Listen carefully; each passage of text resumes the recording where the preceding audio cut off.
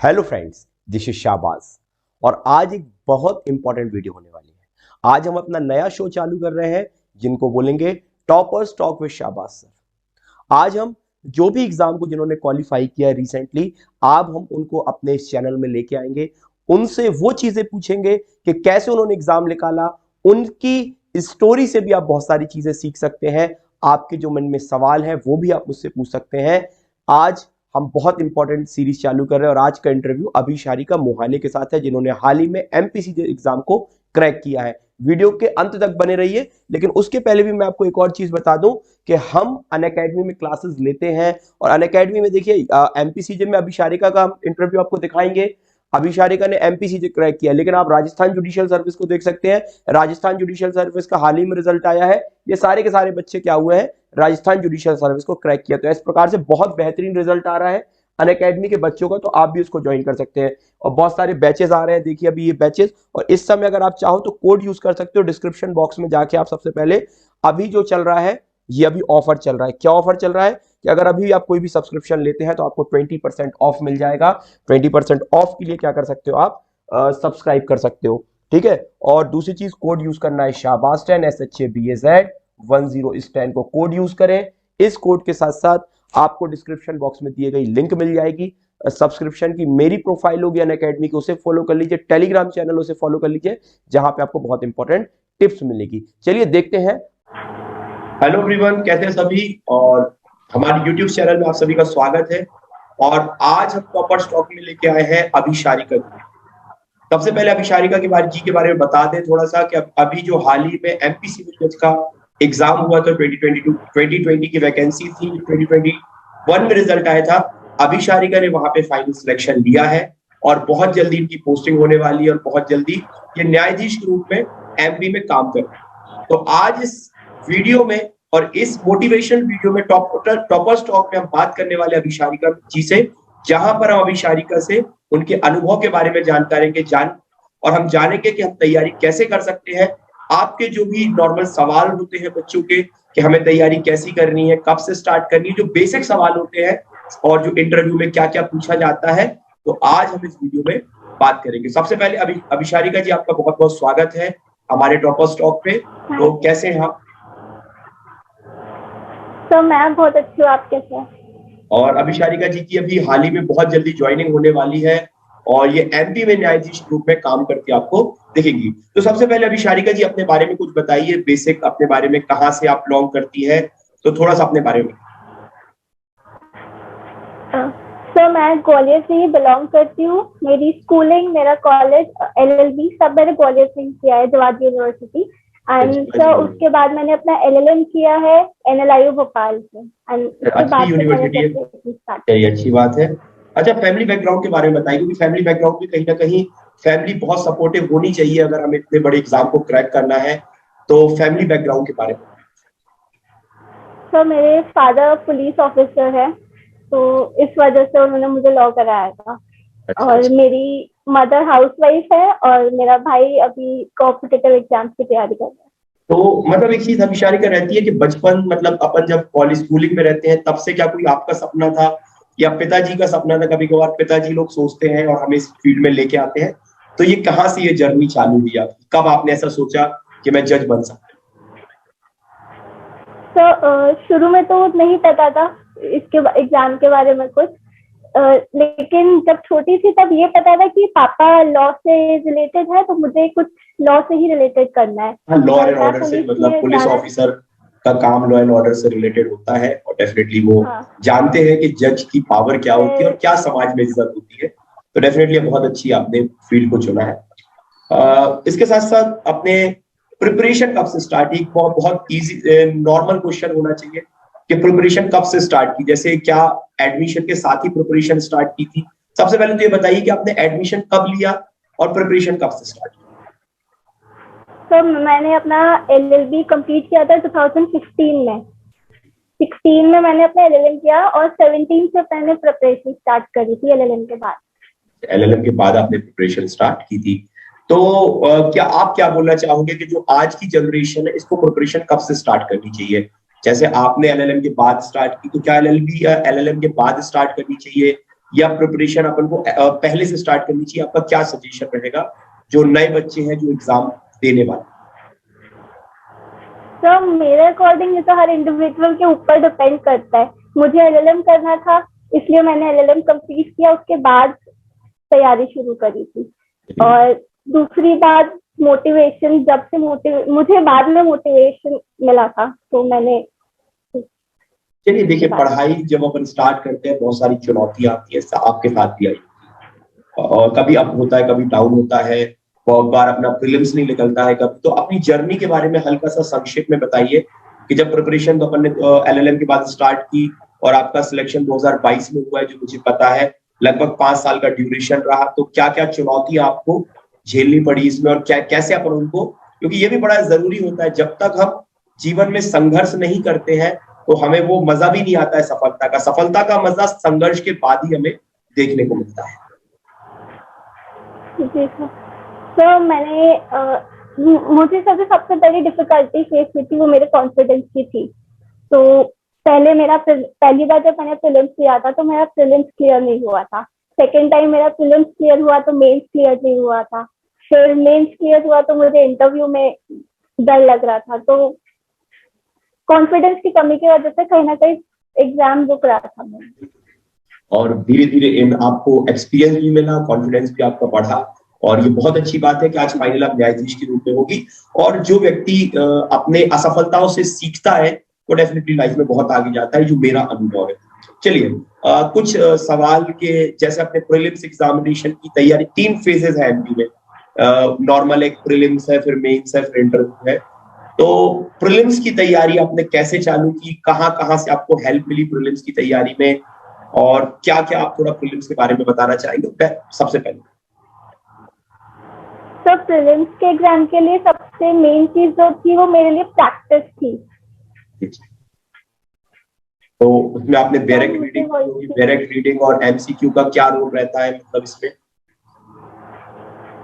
Sorry sir, मुझे आवाज नहीं आ रही। मैं ये पूछ रहा था कि जैसे अपन प्रीलिम्स की तैयारी चालू करते हैं तो डायरेक्ट रीडिंग कितनी जरूरी होती है अपने लिए, और एमसीक्यू का कितना रोल आप मानती है? क्या इस एग्जाम में इन चीजों का रोल होता है या किसी अन्य चीज का रोल होता है प्रीलिम्स एग्जाम?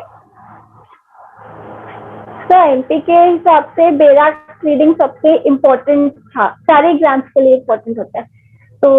तो मैंने प्रीलिम्स के लिए अपने शॉर्ट नोट्स प्रिपेयर किए थे डायरेक्ट में से ही। उसके बाद मैक्सिमम मैंने प्रैक्टिस किया था एमसीक्यू। ये बहुत अच्छी पॉइंट उठाया आपने कि शॉर्ट नोट्स बनाने का ये भी बहुत अच्छा तरीका होता है। डायरेक्ट के साथ अपने नोट्स बनाइए। बहुत सारे लोग क्या करते हैं आजकल, जो मैंने शॉर्टकट देखा है, नोट्स परचेज करने के लिए कहीं कहीं से बड़े बड़े इंस्टीट्यूट के नोट परचेज करते हैं, लेकिन बेहतर अविशारिका ने बताया कि अपने नोट्स बनाइए और शॉर्ट में बनाइए, जो बहुत अच्छी तैयारी है। चलिए, अनअकैडमी से भी आप जुड़ी हुई हैं और अनअकैडमी ने भी आपको हेल्प किया है, तो उसके बारे में भी थोड़ा सा आप बताएं कि प्रीलिम्स या मेंस में या इंटरव्यू में अनअकैडमी ने आपका कैसे हेल्प किया, क्योंकि आने वाली जनरेशन भी चाहती है कि वो भी सिलेक्शन पाए। तो यहाँ पे कैसा आपको अनअकैडमी ने आपको हेल्प किया? तो मैंने मेंस के लिए आपकी टेस्ट सीरीज ज्वाइन करी थी, तो उससे मुझे बहुत हेल्प मिला था। तो मेरी उससे राइटिंग स्पीड बढ़ी थी, उससे मुझे आंसर्स लिखने का प्रॉपर पैटर्न आपने समझाया था। तो ये चीज मुझे एग्जाम वाले दिन मुझे बहुत हेल्प करी थी। ठीक है, और इंटरव्यू की आपने शायद अनअकैडमी की टीम ने आपका इंटरव्यू में भी हेल्प किया था?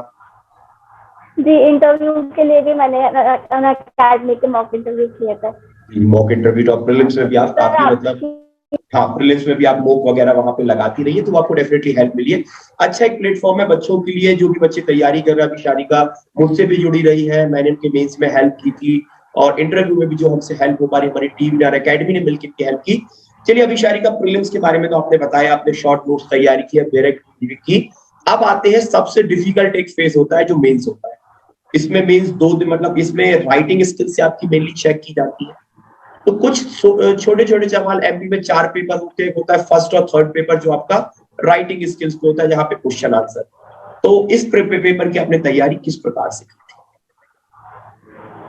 तो मैंने एमपी का पेपर क्योंकि बहुत लेंदी होता है, तो मैंने अपनी स्पीड पे ज्यादा ध्यान दिया था। मैक्सिमम मॉक टेस्ट आपने जो कराए थे उनसे मेरी स्पीड तो बढ़ी थी।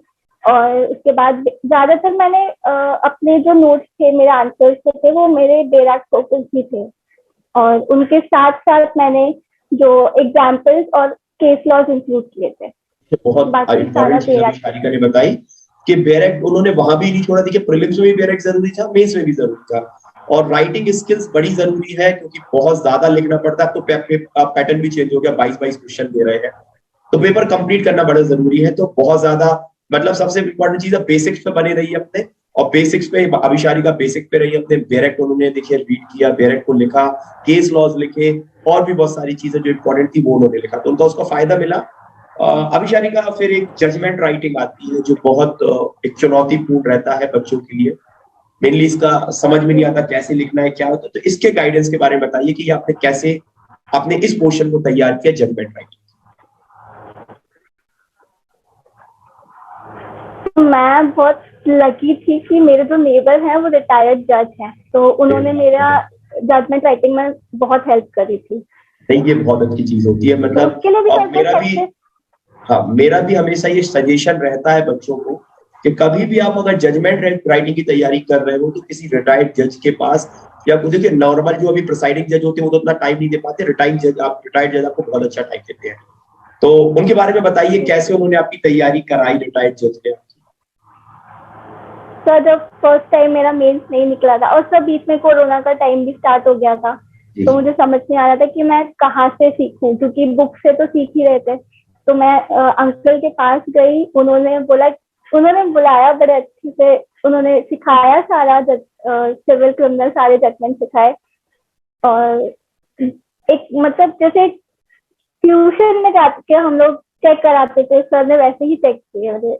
और बहुत लकी हो उनसे भी सकती है। मतलब मैं ये कहना चाहूंगा कि आप बहुत लकी थी कि आपको रिटायर्ड जज मिले और जिन्होंने आपको इतना हेल्प किया। सब इतने किस्मत वाले नहीं होते।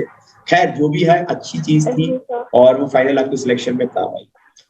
एक पेपर और होता है जो आपका मेनली इंग्लिश का बोलते हैं उसको, आपका जिसमें आपको आर्टिकल राइटिंग वगैरह लिखनी पड़ती है, इसमें आपको ट्रांसलेशन होते हैं। तो यहाँ पर पहली चीज इंग्लिश का कितना रोल है, और दूसरा इस पेपर को कैसे तैयार होता है।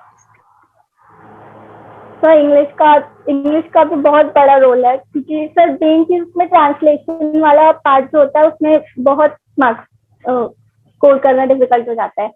तो मेरा हिंदी जो था वो बहुत वीक था, तो मैंने इसके लिए एक वोकैबुलरी बनाई थी जिसमें मैं हिंदी इंग्लिश बैरक में से ही हिंदी और इंग्लिश के वर्ड सिलेक्ट करके लिख लेती थी। तो उसी को मैंने बार बार रिवाइज किया और प्रैक्टिस किया। एक लॉट बैरक पढ़ने से भी बहुत फायदा मिलता है इसमें। आपने तैयारी की, और देखिए हर पेपर की अलग तैयारी होती है। प्रीलिम्स की तैयारी अलग है। अभी शारिका जो जी मुझे मैं समझ पा रहा हूँ शारिका जी की बात कि प्रीलिम्स की तैयारी अलग है, मेंस की तैयारी अलग। उसमें हर पेपर के लिए आपको इंडिविजुअल अलग अलग तरीके से उसकी क्या आपको एक स्ट्रेटेजी बनानी पड़ेगी, तभी आप इतने बड़े एग्जाम में सक्सेस हो पाएंगे। और सिविल जज तो बहुत बड़ा एग्जाम है। इसके साथ साथ हम जब ये क्लियर कर लेते हम पहुंचते इंटरव्यू में। तो इंटरव्यू के बारे में थोड़ा सा बताइए, इंटरव्यू का क्या कोई प्रेशर आपने फील किया था इंटरव्यू को, कि बहुत थोड़ा सा उसके बारे में हल्का सा जानना चाहिए। तो मैंने शुरू में बताया था कि मुझमें कॉन्फिडेंस बहुत कम था, तो मैंने मॉक इंटरव्यूज ज्वाइन किए थे अनअकैडमी में भी, और अनअकैडमी ने बहुत हेल्प करी थी।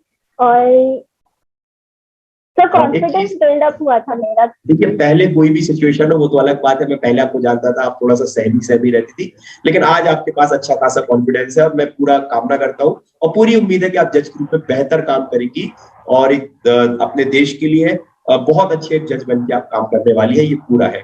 चलिए कुछ चीजें और होती है इंटरव्यू के लिए, कुछ सवाल आते हैं मन में, और जो बच्चे मुझसे ज्यादातर पूछते हैं, जैसे मैंने अभी डीएलओ एग्जाम की प्रिपरेशन कराई थी, 15 टोटल बच्चों में से 5 बच्चों के फाइनल सिलेक्शन हुए थे, और सेम चीज छत्तीसगढ़ के लेके और एमपी के लेके हुई थी। तो इंटरव्यू को लेके कॉमन सवाल आता है कि इंटरव्यू में हम क्या ड्रेस प्रेफर करें। मतलब ये बहुत बार क्वेश्चन आता है कि सर इंटरव्यू में क्या ड्रेस का कोई ड्रेस के अलग से नंबर होते हैं, ये पूछा जाता है। क्या ड्रेस इफेक्ट करती है हमारे इंटरव्यू को, और बहुत सारे। तो आपको क्या लगा इंटरव्यू में क्या ड्रेस पहनी जानी चाहिए, या इंटरव्यू में क्या ड्रेस का भी कोई रोल होता है या नहीं। तो मुझे तो ऐसा लगा कि ड्रेस का बहुत बड़ा रोल होता है।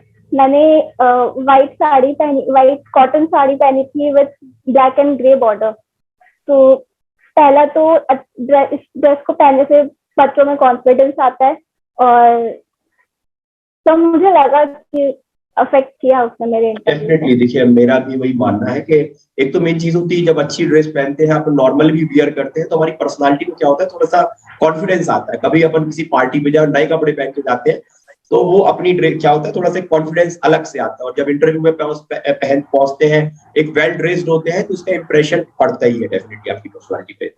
बहुत ज्यादा चीजें नहीं पूछूंगा क्योंकि बहुत समय भी नहीं है यहाँ पे। कभी और भी अपन जब आप एक बार नियुक्त हो जाएंगी तो उसके बाद भी कोशिश करेंगे कभी आपसे चीजों के एक्सपीरियंस को जानने के बारे में। लेकिन लास्ट में ये पूछना चाहूंगा कि जो बच्चे तैयारी कर रहे हैं उनके बारे में क्या टिप्स देना चाहोगे कि वो कैसे तैयारी करें, किन किन चीजों को आप अपने वे में उनको बताने की कोशिश करें कि बच्चे कैसे तैयारी कर सकते तो सबसे पहले तो जितना रिवीजन, ज्यादा से ज्यादा रिवीजन हो सके वो करना चाहिए। दूसरा, कंसिस्टेंसी रखो अपनी पढ़ाई में।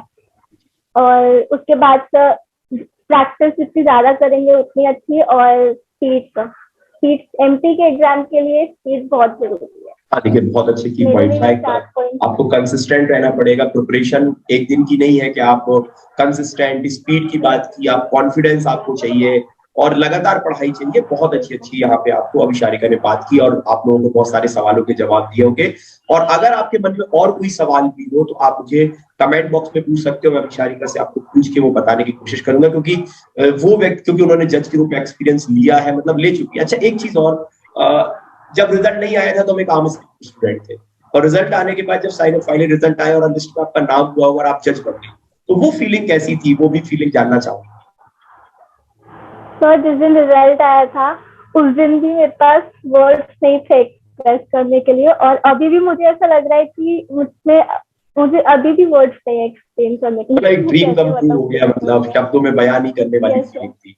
लेकिन कोई भी हो, आपकी मेहनत थी, मेहनत की वजह से आप यहाँ तक पहुंची है। वही कहावत है कि मेहनत करने वालों की लहरों से डर के नौका पार नहीं होती, मेहनत करने वालों की कभी हार नहीं होती। आपने लगातार संघर्ष अपना जारी रखा। 2016 से लेकर 2021 तक लगातार आप संघर्ष करती रही और संघर्ष के बाद आप फाइनली जज बन चुकी हैं। और अगर बीच में, वही होता है कि अगर बीच में तैयारी छोड़ देती डर के, तो आज शायद आप जज नहीं होती। तो एक बहुत इंपॉर्टेंट चीज बताई उन्होंने कि लगातार तैयारी लग रहना है। तैयारी 2 दिन या 2 महीने का काम नहीं है, तैयारी है निरंतर। कभी कभी पहले प्रयास में भी सफलता मिलती है और अगर पहले प्रयास में सफलता नहीं भी मिलती है तो हमें अपनी असफलताओं से सीख कर उसे बेहतर करना चाहिए। और अभिशारिका जी ने भी वही करके दिखाया। तो हमारे साइड से, हमारी अनअकैडमी टीम, मेरी तरफ से अभिशारिका को कॉन्ग्रेचुलेशन। आप बेहतर तरीके से काम करें और कोशिश करेंगे ऐसे ही आपके लिए टॉपर स्टॉक में अभिशारिका जैसे जजेस या डीएलओ या एडीपीओ के इंटरव्यूज हम आपके लिए लाते रहे जो आपको हेल्प करेंगे। आप इस चैनल पे अगर पहली बार आए हैं तो चैनल को जरूर सब्सक्राइब कर दें।